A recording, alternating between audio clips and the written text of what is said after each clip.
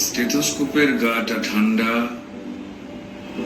ভাঙা চশমাটা চুপ, হাসি মুখে মেয়েটা ফটোর ফ্রেমে, সামনে জ্বলন্ত ধূপ।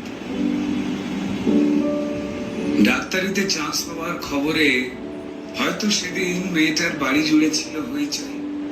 রান্নাঘর থেকে খুন্তি হাতে দৌড়ে বেরিয়েছিল মা, চিৎকার করে বলেছিল, ওগো সুখবর আছে, পাড়া প্রতিবেশী সব গেলে কই? ওগো মেজে বৌদি শুনছো, মেয়ে তো ডাক্তারিতে চান্স পেল। এই নুনুর মা, আরে বাবা আমার মেয়ের খবর তোমাদের কি কানে গেল? মেয়ে আমার আরজি করে ডাক্তার হতে চললো। বৌদি মনে হয় গত জন্মের পুণ্য হয়তো এবার সত্যি হয়ে ফেলল। আত্মীয় স্বজন হেসে উত্তর দিয়েছিল, ব্যাস আর চিন্তা কি বৌদি, তোমার মেয়ে তো আমাদেরও মেয়ে, অসুখ বিসুখ মানে এবার এ বাড়িতেই ডাক্তার। মা বলেছিল, আরে কি যে সব বলো বৌদি, এসব না তোমাদের বাড়াবাড়ির আবদার।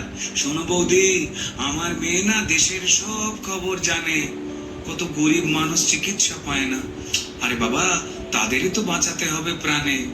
ঠাম্মা পাশের ঘর থেকে বেরিয়ে বলেছিল, হ্যাঁ তোরা আমাকে একটু কথা বলতে দিবিনি? তাহলে গলায় স্টেথোস্কোপ ঝোলার পর আমাদের চিনতে পারবে তো আমাদের এই ছোট্ট ডাক্তার নেই।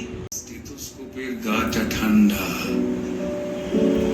ভাঙা চশমাটা চুপ, হাসি মুখে মেয়েটা আজ ফটোর ফ্রেমে, সামনে জ্বলন্ত ধূপ।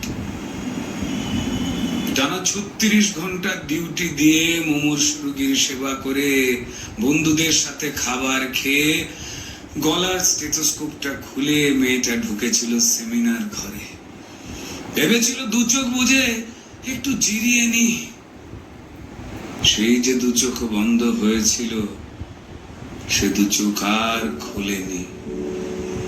সেমিনার রুমে যে ক্লান্ত ডাক্তার ঢুকেছিল, সকালে সে বেরিয়েছিল ক্ষত বিক্ষত বডি হয়ে। আর স্টেথোস্কোপের গাটা ঠান্ডা, ভাঙা চশমাটা চুপ, হাসি মুখে মেয়েটা ফটোর ফ্রেমে, সামনে জ্বলন্ত ধূপ। যে দিত প্রাণ সেই দিল প্রাণ হাসপাতালের ঘরে, শরীর জুড়ে হাজার ক্ষত, মেয়েটা গেলই মরে। খুবলে খেলো শরীরটাকে, ভাঙলো গলার হাড়, খুবলে খেলো শরীরটাকে, ভাঙলো গলার হাড়। পশুর দলে কে কে ছিল জমাট অন্ধকার। তড়ি ঘড়ি হলো ধরা একটা সিভিক পুলিশ, তড়ি ঘড়ি হলো ধরা একটা সিভিক পুলিশ। এই অপরাধ একার যে নয়, যতই বানাও পুলিশ, মন্ত্রী পুলিশ দিশেহারা, অজুহাতের শেষ।